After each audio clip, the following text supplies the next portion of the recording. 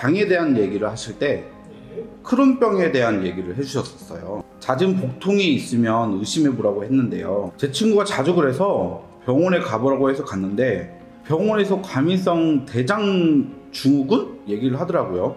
그래서 그게 어떤 건가요? 현대인에게 굉장히 많이 나타나는 증상으로 배앓이가 많아져 가지고 곤란한 일들이 많이 벌어지는 가장 대표적인 증상이 바로 과민성 대장 증후군입니다.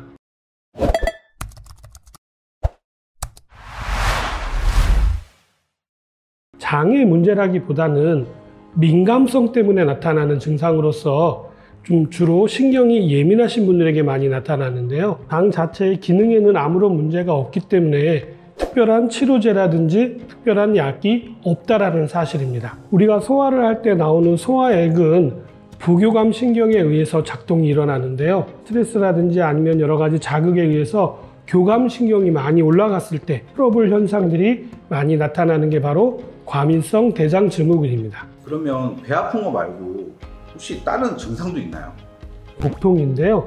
이 복통이 계속 오랫동안 지속되는 게 아니라 복통이 있다가 없다가를 반복적으로 나타나는 게 특징이고요. 또 한 가지는 참을 수 없는 배변감으로 인해 가지고 외출을 한다든지 아니면 어디 이동하실 때 굉장히 곤란한 일을 당하는 경우가 많은 게 바로 대표적인 증상입니다. 자, 이런 현상이 자주 일어나다 보니까 심리적으로 많이 위축이 되어지는 경우들도 굉장히 많다고 하더라고요. 장 기능상의 문제는 전혀 없습니다. 그러다 보니까 치료할 수 있는 방법도 없는 거고 또 치료하는 약도 현재는 개발되어 있는 게 아무것도 없다라는 겁니다. 단지 좀 신경을 분산시켜서 스트레스를 받지 않도록 또는 그런 것들을 해소할 수 있도록 하는 게 가장 중요하다라고 병원에서 얘기하는 거 말고는 특별한 방법이 없습니다. 최근에 캠브리지 대학교 부설병원의 에든 브록스 연구팀에 따르면요, 식생활 개선만 잘해도 그 증상들의 약 70%를 줄일 수 있다는 연구 결과가 나왔습니다. 증상명이 과민성 대장 증후군이다 보니까 아무래도 대장에 문제가 있는 게 아니냐라고 생각하는 경우가 많은데요. 제 경험에 따르면 대장보다는 위장 기능에 문제가 있는 경우가 훨씬 더 많았다는 거죠. 그런데 다행히도 이번 연구 결과도 대장 쪽보다는 위장 쪽에 초점이 맞춰져 있다는 사실인 거죠. 이 연구팀의 결과의 가장 중요한 첫 번째 내용은 규칙적인 식사를 하시라는 것입니다. 너무 뻔한 얘기라고 생각하실 수가 있는데요. 이 규칙적인 식사라고 하는 것은 같은 시간에만 드시는 것이 규칙적인 식사가 아니고요. 같은 시간에 같은 양을 드시는 게 굉장히 중요하다는 이야기입니다. 폭식이나 과식을 피하시는 게 절대적으로 중요하다는 얘기죠. 과식이나 폭식을 하게 되면 위에서 충분하게 소화가 안 되는 경우가 많아지기 때문에 이 음식이 장으로 내려갔을 때 트러블을 일으키는 경우가 많다라는 것입니다. 두 번째로 이야기하는 것은요, 천천히 식사를 하시라는 것입니다. 급하게 식사를 하시다 보면은 여러 가지 음식들이 제대로 소화가 되지도 않을 뿐만 아니라 가스의 유입도 많아져서 복부 팽만감이 많아져 가지고 소화가 잘 되지 않도록 유도하는 경우가 많거든요. 평균적으로 우리나라 사람 점심시간의 식사 시간이 15분이 넘지 않는다는 사실 알고 계시나요? 적어도 30분 이상의 시간에 걸쳐서 식사를 하시는 것들을 추천해 드립니다. 첫 번째 부분과 두 번째 부분에 있어서의 가장 큰 문제점은 결정적으로 위장 기능 자체가 약한 사람에게 많이 나타날 수 있다는 사실입니다. 위에 부담을 줄여줄 수 있도록 소화 효소가 많이 들어있는 발효식품을 드신다든지 아니면 효소를 따로 챙겨 드시는 게 굉장히 중요하고요. 또 요즘에는 시중에 효모가 들어있는 제품들이 많이 나와 있기 때문에 그런 제품들을 활용하시는 것도 도움이 되실 수가 있습니다. 효모라고 하는 것은 효소 효자에다가 어미 모자를 써서 효모라고 하거든요. 그러니까 쉽게 말씀드리면 효소의 엄마란 뜻이에요. 그만큼 다양한 효소가 많이 들어있는 게 효모이기 때문에 선천적으로 위가 약하신 분들은 꼭 효모를 생각해 보시기 바랍니다. 자주 아프고 매운 거 먹으면 또 아프고 그런 거하고는 관계가 없나요? 예, 아주 중요한 질문을 해주셨는데요. 그거하고는 직접적인 관계는 없습니다. 그러나 잦은 배앓이가 적어도 한 달 이상 지속된다고 했을 경우에는 과민성 대장 증후군을 의심해 보셔야 합니다.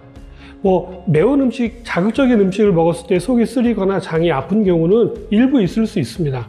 그러나 이 대장 증후군은 그런 거하고는 별개적으로 지속적이고 반복적으로 나타나는 게 가장 큰 특징입니다.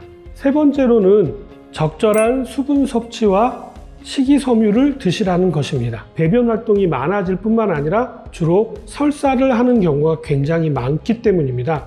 그래서 적절하게 수분을 보충해 주지 않으면 탈수 현상이 일어날 수도 있고요. 또 적절하게 수분만 보충하실 게 아니라 미네랄이 보충되어지지 않으면 우리 몸에 있는 전해질의 균형이 깨짐으로 인해 가지고 증상이 나타날 수가 있기 때문에 수분을 보충하실 때는 가급적이면 이온 음료를 드신다거나 아니면 물에다가 천일염을 조금 타서 드시는 것을 적극 권장해 드립니다. 식이섬유 보충이 중요하다고 말씀을 드렸는데요. 보통 위가 안 좋으신 분들에게는 식이섬유를 잘 권하지 않습니다. 왜냐하면 식이섬유는 소화가 되지 않기 때문입니다. 그러나 식이섬유도 종류가 두 가지가 있는데요. 수용성 식이섬유와 불용성 식이섬유가 있습니다. 위가 약하신 분 같은 경우에는 물에 녹는 식이섬유를 드시는 것들을 권장해 드리고요. 식이섬유를 적절하게 보충을 하게 되면 이 식이섬유가 물을 흡착해서 설사를 하는 것을 예방하는 데도 도움이 될 수가 있기 때문에 식이섬유를 보충하시라고 말씀을 드리는 것입니다. 네 번째로는 유산균 섭취를 늘리시라는 것입니다. 장을 잘 다스려 주시는 게 굉장히 중요한데요. 이러한 장내 환경을 바꿔줌으로 인해 가지고 장이 다스려지는 현상들이 나타날 수가 있습니다. 그런 곳에 1등 공신이 바로 누구냐면 유산균이기 때문에 유산균을 통해서 장내 환경을 바꿔주시는 게 또 과민성 대장 증후군의 증상을 완화하는 데도 도움이 될 수 있다는 사실입니다. 외부 환경에 의해서 신경이 예민하신 분들에게 많이 나타난다고 말씀드렸잖아요. 그래서 장을 자극하지 않도록 스트레스 관리를 하시는 게 중요한 내용 중에 하나입니다. 우리 예전에도 말씀드렸던 것처럼 행복하게 해주는 호르몬이 있다고 말씀드렸죠. 세로토닌이라고 하는 호르몬인데요. 이 호르몬은 거의 대부분이 어디에서 만들어지냐면요. 장에서 만들어져 갖고 장에서 분비된다는 사실입니다. 그런데 이런 장이 스트레스로 인해 가지고 과민성 증상을 나타낸다면 세로토닌 호르몬이 잘 만들어질 수 있을까요? 없겠죠. 그렇기 때문에라도 스트레스 관리를 통해 가지고 세로토닌이 잘 분비될 수 있도록 해서 호르몬의 밸런스를 잡아주는 것도 굉장히 중요하다고 말씀드릴 수 있겠습니다. 마지막으로 한 가지 주의하실 점을 말씀을 드리자면 아무래도 장에 무리를 주는 음식들을 드시는 것은 피하시는 게 좋겠는데요. 가장 대표적인 게 매운 음식입니다. 매운 음식들은 피하시고 평상시에 자기가 좋아하지 않는 음식들을 피하시는 것도 아주 좋은 방법이 되실 수 있습니다. 캠브리지 대학교 부서울병원에서 연구한 연구 결과를 가지고 과민성 대장 증후군을 완화시킬 수 있는 방법에 대한 얘기를 해드렸는데요. 과민성 대장 증후군은 치료 방법도 치료할 수 있는 약도 없기 때문에 식생활 개선만으로도 70%를 줄일 수 있다고 하니까 꼭 메모하셨다가 많은 분들에게 알려주시기 바라고요. 또 이렇게 메모하시기가 어려우신 분들은 건나물TV 링크를 보내주시는 것도 좋은 방법이 될 수 있겠죠. 의외로 주변에 과민성 대장 증후군이 있으신 분들이 많으시거든요. 오늘 내용 꼭 많은 분들에게 알려주시기 바랍니다. 제가 준비한 내용은 여기까지입니다. 저는 다음에 다시 찾아뵙도록 하겠습니다. 감사합니다.